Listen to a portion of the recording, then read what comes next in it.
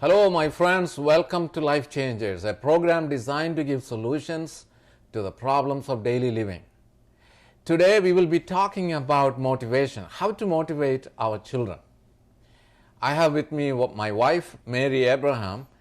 We have 3 children and we have raised them. They are adults now. And there is a lot that we can talk about, good and bad, from our own experience of raising these 3 kids.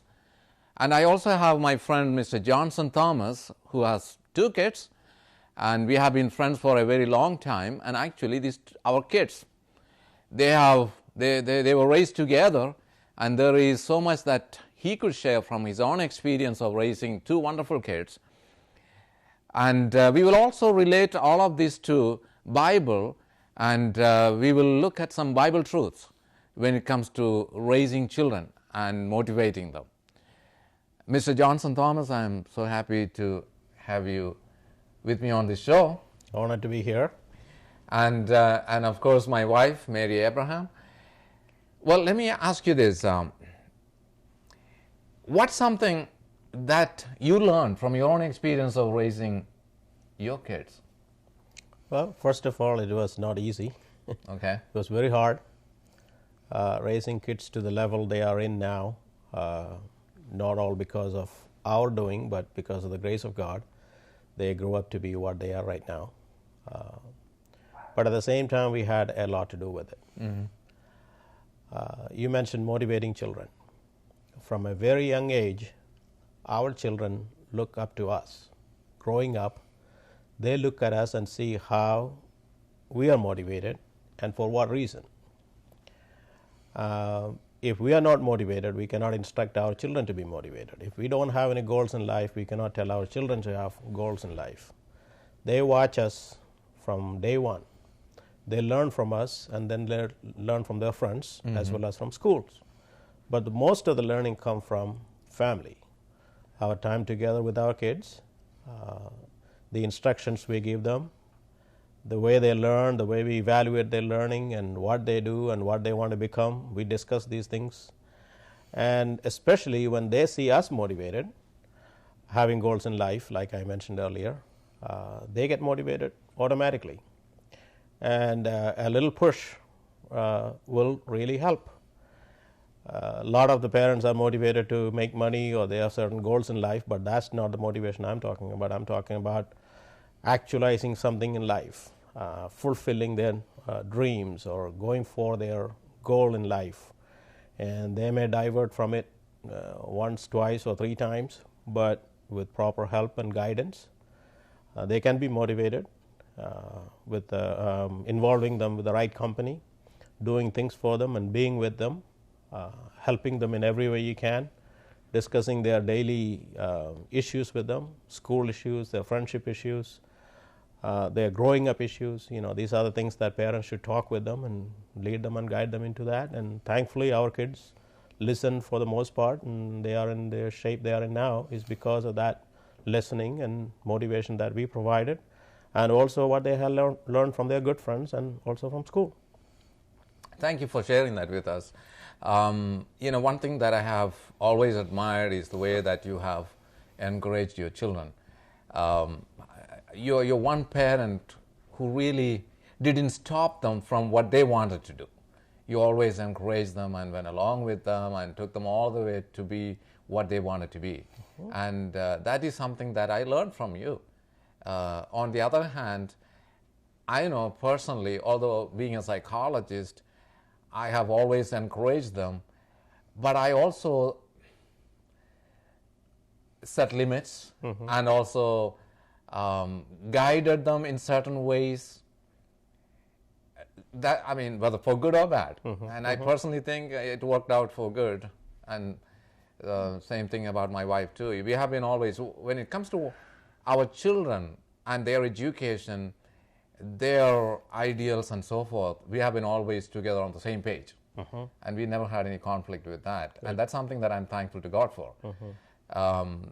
You know, I'm not a very strong disciplinarian. I never take, you know, I never spank them, okay? But my wife is so good with that. So one offsets the other. Right.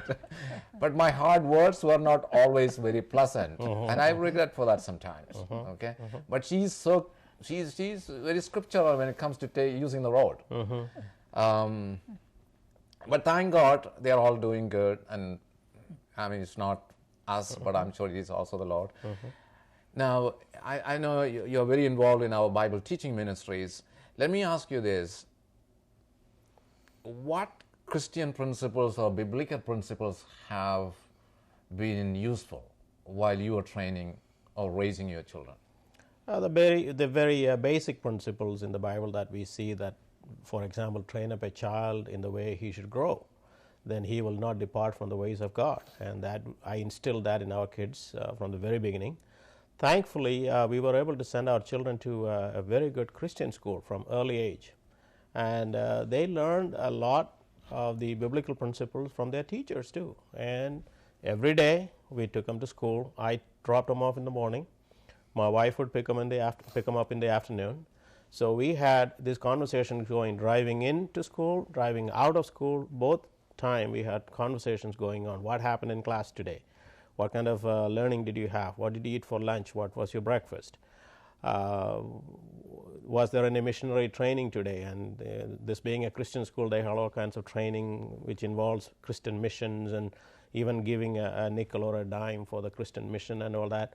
I remember I used to give Allison, my daughter, 55 cents, 50 cents for lunch and 5 cents for ice to go with the drink. And so 55 cents. And every morning I give her the 55 cents. And in the evening when I get home, I ask her what was for lunch. And she will explain it to me. And one day she told me, I did something today that you probably won't like. I said, what happened? Oh, I used the 5 cents instead of buying ice. I gave it to the missions.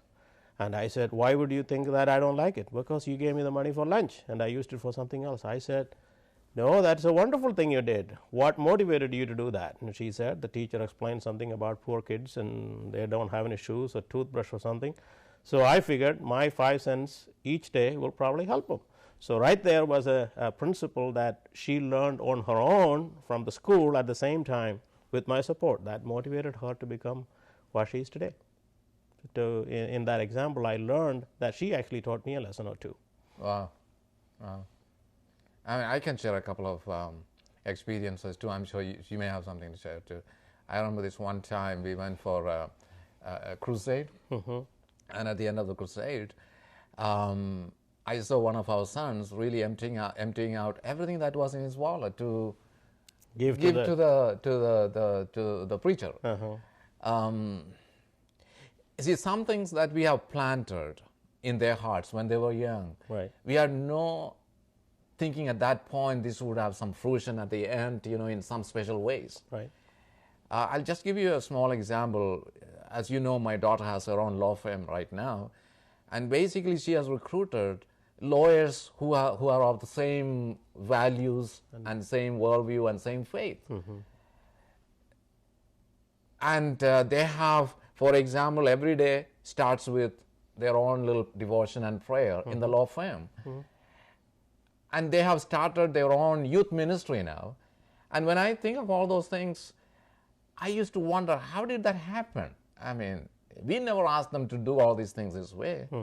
But somewhere along the line, they picked up those values and they are using those now. Yeah, the little seed you planted in them when they were young, whether you knew it or not, whether they knew it or not, it started the germination process, and it now is coming to the fruition. It's coming to the stage where you are seeing the benefits of it, the fruits of it. They are actually doing something based on what they learned when they were Right, young. right. So the Bible verse that goes, train up a child the way he or she should grow. Right. And that's what happened here. I think we'll switch gear right now. I want to talk about a couple of things. This is sort of my philosophy, that children follow what they see.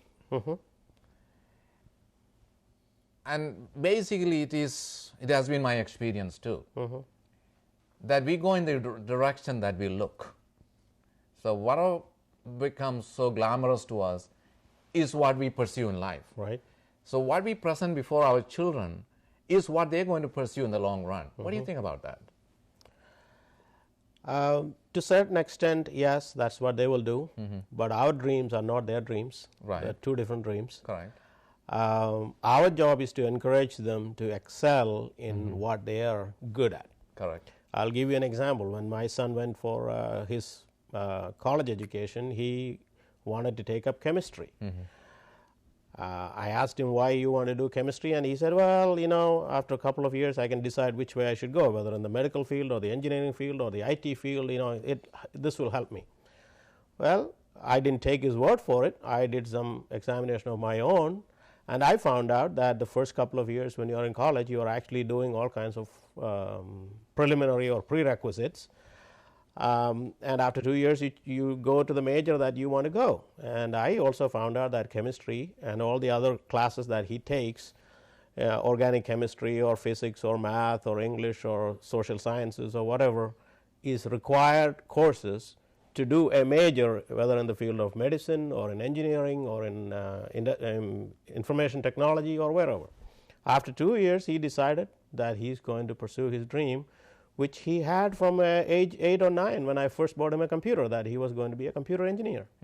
And he decided to go that route. Third year came around, he said, that's my dream, that's what I'm going to do, that's what I'm comfortable with. Of course, I had my own dreams of seeing him as a surgeon or a philosopher or something different, but at the same time, his goal was to become an IT person, information technology person, where he could use his abilities. And only one question I asked: how much of the classes that you took in the first 2 years are you going to lose? He said, none of it. I get credit for all of it in the field that I'm selecting. And I was very happy to hear that. And he transferred out of that college, went to a technical institute in Boston, and he became a computer engineer there.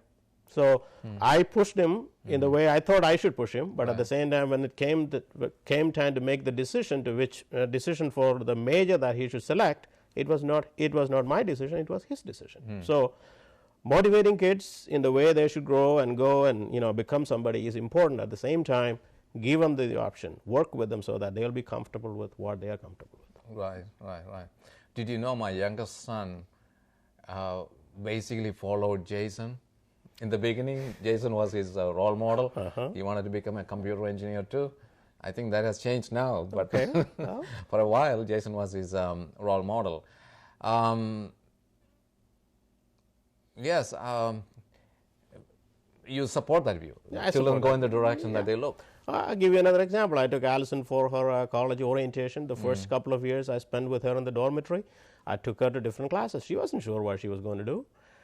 She went for business orientation. She went for interior design, something of that sort.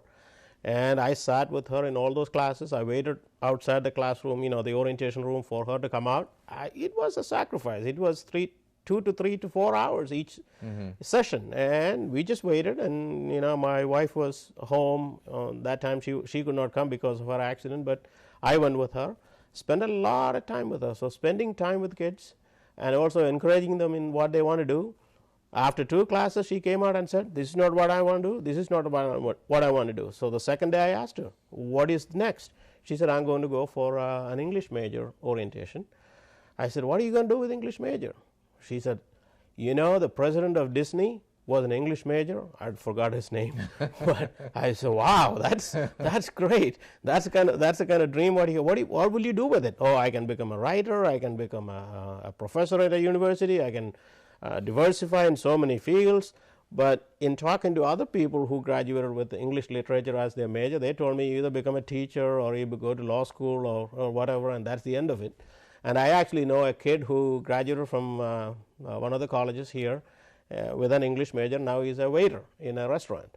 So all those thoughts were going through my head, but at the same time, the next morning I took her to an English orientation, and couple hours later she came out and said, this is what I want to do with my life. I want to become an English major, and I want to do philosophy or whatever after that.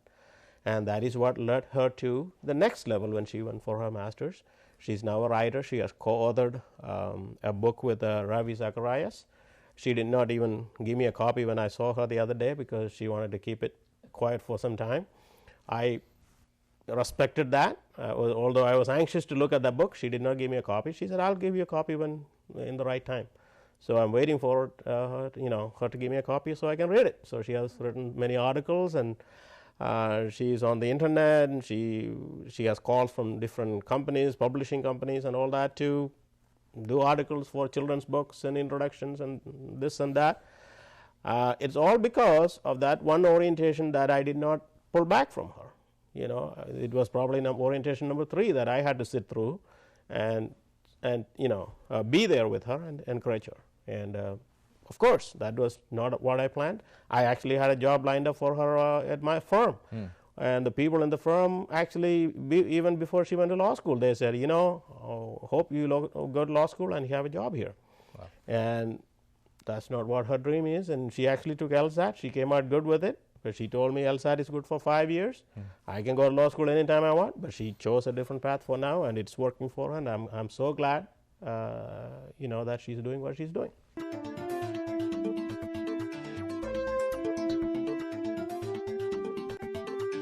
High expectation is, along with what you're saying, high expectation is key to achievement. So having that higher expectation from our children is definitely one thing that we need to be looking at, isn't it? Yes. I don't want any of you to misunderstand. Our children are doing okay. They are not perfect. I don't think we have done perfectly well in everything. That's not the situation at all. Maybe one of you are thinking, oh, well, my children is not doing as good as your children. Well, there is definitely hope. There is definitely hope. I think we need to encourage our children to be whatever they want to be, isn't it? Yes. And at the same time, really placing our high expectations so they can see that as their standard. Right. They may not always meet those standards. Like you said, they may have their own dreams. Right. But at some point, they might be able to incorporate what we have taught them or in ways that we have guided them. Any type of encouragement, any type of motivation will help.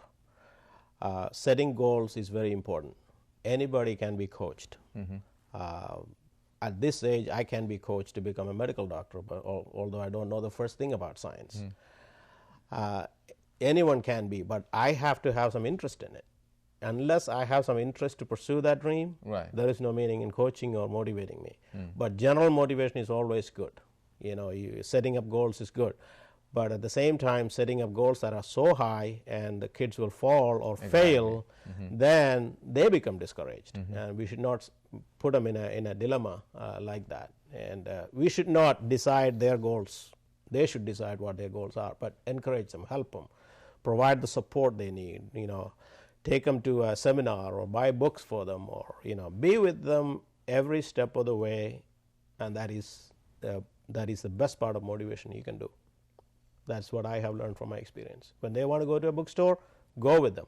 Don't be stingy in spending a few bucks to buy books. Why do you need all these books? No, that's not the question you ask.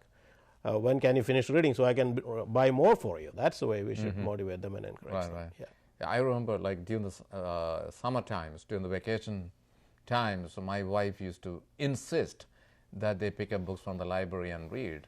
And she was so firm on that. I personally didn't follow that to that degree, but I was very pleased that she did that. So they had always books to read. And I think a good reader becomes a good leader. Right. And so for all of our children, I think that's something we need to encourage. We should encourage them to read, and that is very, very important. Now, talking about encouragement, what are some ways we can encourage our children? There are some people who would like to give tangible rewards, and there are others who don't believe in tangible rewards. They believe in positive reinforcements. They believe in like praise and encouragement, words of praise. Any comments on any of those? Well, it all depends. There is not a one way to do all these things. It all depends, from my experience, as to how these children receive it. Mm-hmm. A positive encouragement may encourage one child, at the same time a monetary reward or some other type of reward may encourage the other. So we got to find out which way they are motivated and which way they are encouraged. Yeah. But one thing I never did was to reward their failure. Mm-hmm. I didn't want to be a fake by saying that, oh, you did your best, but you failed. They don't want to hear the word failure. But at the same time, if you say, yeah, you did your best, then what are they expecting? They are expecting this to be their best. So I don't want to tell them. If they failed, I'll tell them, yeah, you failed, but we can work through this.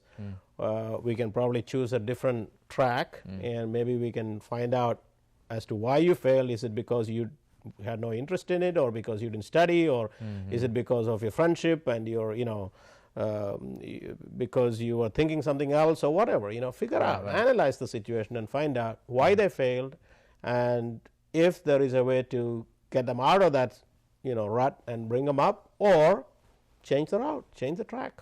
Yeah. And be with them, whether they fail or they pass or they achieve in life. Be with them, right behind them. Anybody, like I said, anybody can be coached. So it is just bringing that motivation factor in them and showing them that, see, look at me, I'm motivated. At the age of 45, I did my MBA or my MA, or I did this degree or that degree, or when 2 kids were in college, I worked a full-time job and went to school at night. These are the motivation factors they look at. When they look at their parents and see them motivated, it's an automatic motivation for them. It's very true in my life. And what I find in our kids' success, and behind the screen, I always ask them to pray first. There we go. Before they study. Well, the fear of the Lord is the beginning of wisdom. And I ask all the kids, Christy, Joel, and Johnny, to read that verse, James 5, chapter 1 and verse 5. If any of you lack wisdom, ask God, and He giveth liberally. And so that is the key. And before I take them to school, I make sure that they say that verse and study. Another thing I did, not every day, was that when my kids were in school, I know they could get involved with the wrong crowd, they could get involved with the wrong friendship. All that can happen. We are all living in this world. It is out there, openly out there, and many times my kids didn't even know. When they were fast asleep, I used to go to their bedside, I kneel down and pray. And sometimes they wake up or whatever, and they see their parents praying. That is the most encouraging thing that one child can think. My parents are praying for me, or they are praying for me. And even today, when they are in a dire need or a situation, they don't call for money and say, yeah, give me some money, or get me out of this rut. Instead, they call and say, well, you know what, this is kind of a tough situation, but I know we can come out of it, but can you fast and pray? My response to them is, why don't you fast and pray? Oh, but I don't have the courage to do it right now, but can you help me? They ask for prayer first, then other support. That is very important too. So bring up a child the way he or she should grow, and he will not or she will not depart from it when they get old. That's very important. That's a fundamental thing we should teach, and pray for them quietly, publicly, and privately. Publicly pray for them, privately pray for them. And again, another thing is, don't compare them with the other kid, someone else's kid. How come that kid is doing so good? Why can't you do this? That kid is that kid. This kid is this kid. You do what you can do to encourage your child, and always focus on your child, not somebody else's child. That's true. But at the same time, we have made our own mistakes too. None of us were trained to be parents when we first started. We have made our mistakes, correct? And mistakes that we have made with our daughter, we corrected for our sons. So we learn from our mistakes too. Oh, mistakes are there for Exactly. Failures and mistakes are the stepping stones for success. Correct. And I think as parents, sometimes we have to, not sometimes, always apologize to our children if we made mistakes. Oh, they will let us know. They will let us know. My kids will let me know. Right. They are not ashamed to let us know that was wrong on your part. You made a mistake there. You shouldn't have done that. Right. Hey, we don't just justify what we do wrong. We just, I think you're right. I'm sorry. Whatever. Yeah. So Actually, what you touched on, comparing our children to other children, that's a no-no, right? That's a no-no. But I'm sure we all have done it to some degree. To a certain extent, we have done it. We'll talk about it, but they will, especially our kids, will stop us right there. They are them, we are us, or it's my life, and this is what I'm good at, and I know I can do this, and there is no reason to compare. Sometimes we are tempted to compare, but that is not going to work. Right. They may come back at you saying, "Oh, how come you don't compare with me, that kid who is a failure?" Why do you only compare with the one you like? There are other people who could not make it in life. What is the comparison there? So there is a happy medium there. So we got to be very careful. Right. Mr. Johnson, thank you for sharing with us this in this show. Thank you for the time. Thank you. Well, friends, thank you for joining us. I hope you'll tune in again next time. And let me talk to you about these books that I have, 3 of them here. Passion for Relationships and Compassion for Self, LifeChangers, a collection of 52 inspirational radio talks. And this is actually a counselor's guide, the Asian, Indian in the United States. If you would like to have any of these books, please do write to us. And I would also encourage you to support this ministry. All contributions are tax deductible in the United States. Please make your checks payable to LifeChangers Broadcasting Corp. Thank you for joining us, and I hope you'll tune in again next time. This is Dr. Abraham saying goodbye. LifeChangers.